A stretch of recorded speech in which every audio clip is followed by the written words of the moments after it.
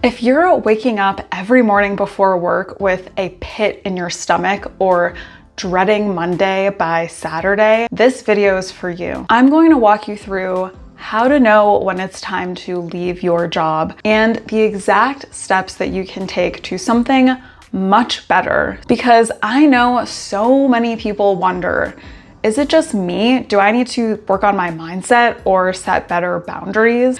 And yes, sometimes those things could be true, but there are also situations where the problem is not with you, it is the system that you're in. I'm Danielle. I have been promoted every single year since I started working in startups, in the tech world, in nonprofits, and I've done this without overworking or burning out. And I'm here to help you design a life at work and outside of work that you are obsessed with. Let's go through some of the signs that it's time to leave. 1, your boundaries are constantly crossed. And this means you've already advocated for yourself. You've already told your manager you're at capacity and nothing changes. And maybe you're even getting blamed for some things. The second sign is you're doing everything right for that promotion and your raise. And maybe your manager keeps on telling you you deserve to be at that next level, but doesn't actually do anything to help get you there. The third really important sign is you don't feel like you're growing or learning anymore.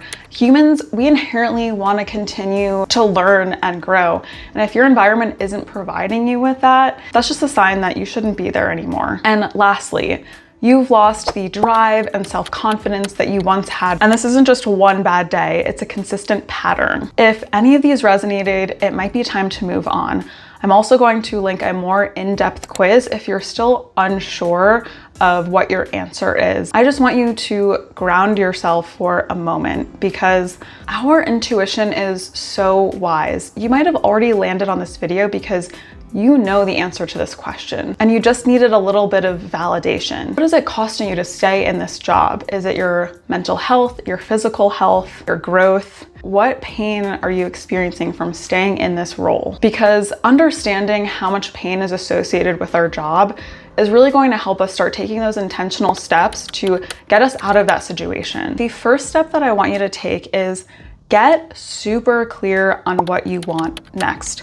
We don't want to end up in another toxic job where in a year from now we end up in the same position. So get your journal and ask yourself some of these questions. What kind of environment do I thrive in? What salary and benefits would make me feel really safe? And what kind of leadership and company do I want to work for? Don't limit yourself here because anything is possible. Write out every single thing that you want in your next job and also how you want to feel in that position. The second is know your value. If we've been in a toxic work environment, this can really sometimes impact our confidence. But I'm here to tell you, you are so valuable in the workplace. I know if you're here, you're committed to growing and learning, and that is so rare. Write a list of all of your strengths, what your colleagues always turn to you for, projects that you've led, things that you've contributed to. This is going to help ground you when you're out there searching for another job. And this third piece of advice, don't wait to get into that new role before you start living out your ideal workday. Start taking really small steps so that you begin to embody your ideal scenario. What small thing can you do today that might have been in your list for your next job? Is it having time during the day to go for a little walk? Is it spending 10 minutes before work to meditate or journal? I'll do a few more videos on how to stay grounded during the job search and how to stand out during that process. So subscribe if that's something that you're interested in. Set aside a few minutes a day to start applying and another few minutes to actually start reaching out to people on LinkedIn who are at the companies that you think you want to work for next. Because 1, they can share their experience so that you can make sure the place that you're landing in is the right fit.